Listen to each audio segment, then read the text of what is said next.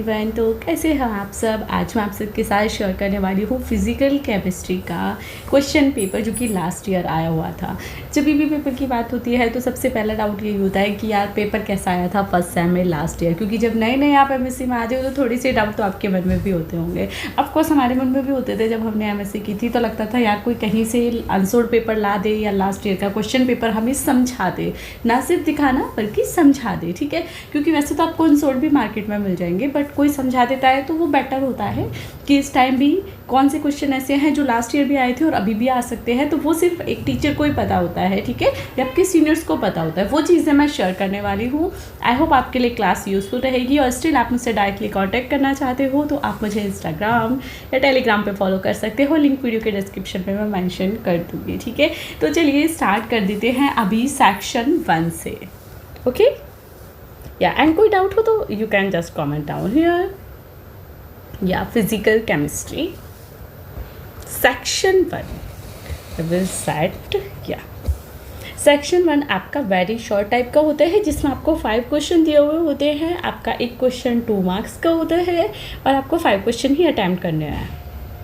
Okay या first question, what are the steps involve in the application of variation method. देखिए variation method से normally inorganic chemistry में paper में ये question नहीं आता, बट से लास्ट ईयर आया हुआ था, तो ये थोड़ा सा डिफरेंट हो गया है आपके लिए, तो आपको इसे करना है। एंड नेक्स्ट थिंग कि अगर आपको डाउट है कि यार आपके टॉपिक हैं या नहीं है, तो देखिए आप मेरी क्लासेस देखिए, आपको प्लेलिस्ट मिलेगी और आपको हर एक टॉपिक मिल जाएगा। स्टूडेंट को डाउट होता है कि मैम ये टॉपिक नहीं मिल रहा, ये टॉपिक नहीं मिल रहा, आप कॉमेंट करने से ज़्यादा अगर सर्च आउट करोगे ना तो आपको हर एक टॉपिक मिल जाएगा। ठीक है, तो प्लीज़ चेकआउट कर लीजिए। फिर भी वो टॉपिक नहीं है तो आप कमेंट कर सकते हो। Second, normalise the wave function. ये जो वेव फंक्शन है और जो वेरिएशन मेथड आपको पता है कहाँ से है, फिजिकल केमिस्ट्री का इंपॉर्टेंट पार्ट। मैं गलती से इनऑर्गेनिक बोल गई थी, तो ये इंपॉर्टेंट पार्ट है। ठीक है, या आपका थर्ड पॉइंट है define chemical potential. Chemical potential से तो भाई हर एक बार पेपर आना ही आना है, हमेशा इससे क्वेश्चन रिपीट होते रहते हैं। कभी लॉन्ग में आएगा, कभी शॉर्ट में आएगा, कभी वेरी शॉर्ट में आएगा, तो आपको ये करना है।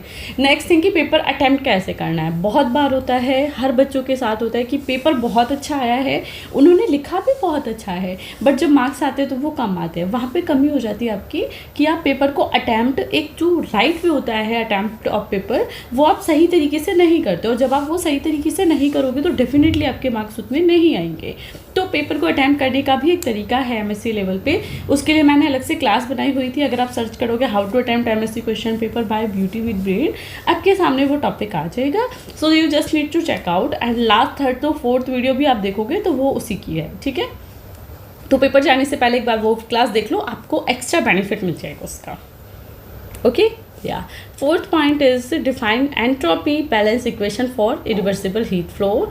And next is fugacity. Fugacity आपका लॉन्ग का है, बट यहाँ पे वेरी शॉर्ट में आया है, तो यहाँ पे भी डाउट रहता है कि मैम लॉन्ग का वेरी शॉर्ट में क्या करें, क्या करो। सिर्फ इसे एक्सप्लेन कर दो।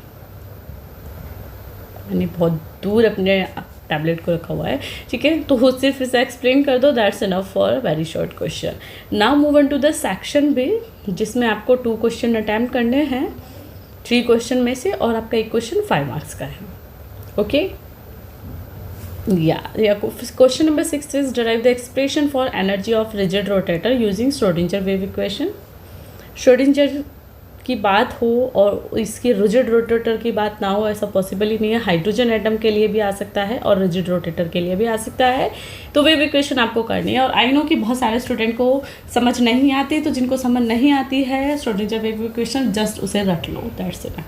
ये उसका सॉल्यूशन है, क्योंकि थोड़ी सी टफ है आई नो, एंड बायोलॉजी के स्टूडेंट के लिए तो थोड़ी टफ होती है, तो आप उसकी रटाफिकेशन कर लो, एग्जैक्टली स्टेप बाय स्टेप रट लो, दैट्स इनफ। सभी को रटने की ज़रूरत नहीं है और कुछ नहीं रटना है। ठीक है, ये मैं सोचना कि मैम ने बोला था रटना है तो सभी चीज़ें रटनी है, नहीं। हर एक क्वेश्चन को बहुत अच्छे से करो, समझ के करो। बट श्रोडिंजर वेव इक्वेशन कुछ ऐसी है कि जिसमें आप सिंपल को तो कर लोगे, बट जो हाइड्रोजन एटम के लिए है, हीलियम के लिए है, रिजिड रोटेटर के लिए है, ठीक है, हार्मोनिक ऑसिलेटर के लिए है, आप उन्हें रट सकते हो। सिर्फ सभी नहीं करनी है, सिर्फ 2 कर लो, रिजिड रोटेटर का कर लो एंड हाइड्रोजन का कर लो जो मैंने अभी बताया, एंड उन्हें रट लो। नहीं समझ आती तो रट लो, दैट्स इनफ, वही सॉल्यूशन है। ओके या question number 7, what is the partition function.